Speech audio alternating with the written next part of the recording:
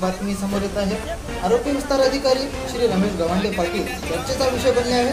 काय आहे वृत्त हे सविस्तर आपण पाहूया पुढे। ही माहिती आम्हाला युवाराज्य न्यूज लाईव्हचे माहूर तालुका प्रतिनिधी गोपाल नाईक यांनी पाठवली आहे।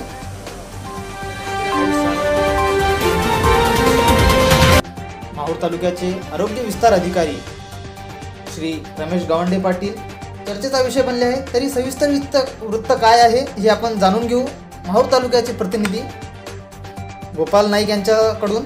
तर गोपाल नाईक रावजी, एकंदरीत ही घटना काय घडली आहे आणि श्री रमेश गवांडे पाटील जे आरोग्य विस्तार अधिकारी आहे एकंदरीत चर्चेचा विषय का बनले आहे?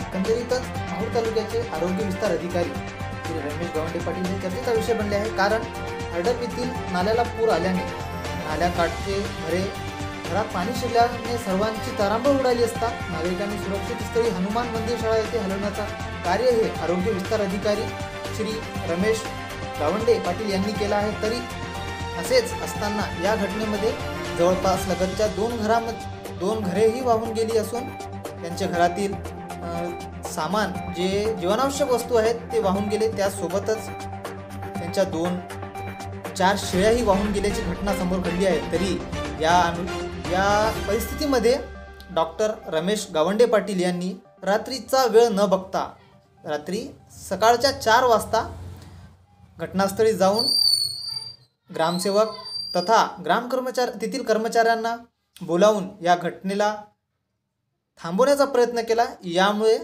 रमेश गवांडे पाटील हा चर्चेचा विषय बनले आहे माहूर तालुक्यात। घटनास्थळी रात्री 4 वाजताच्या सुमारास जाऊन कार्यतत्पर कर्तव्यदक्ष आरोग्य विस्तार अधिकारी श्री रमेश यांनी या घटनेला थांबवण्याचा प्रयत्न केला। यामुळे त्यांचा सर्वत्र कौतुक होत आहे। यामुळे ते चर्चेचा विषय बनलेले आहेत।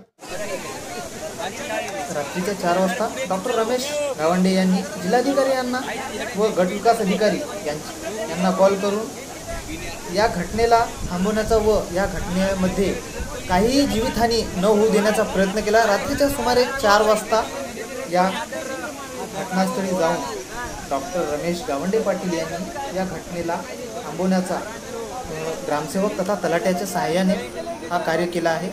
यामुळे डॉक्टर रमेश गवांडे पाटील हे माहूर तालुक्यातच नव्हे तर हडप येथील गावातही चर्चेचा विषय बनलेले आहे। युवाराज्य न्यूज लाईव्ह गोपाल नाईक माहूर।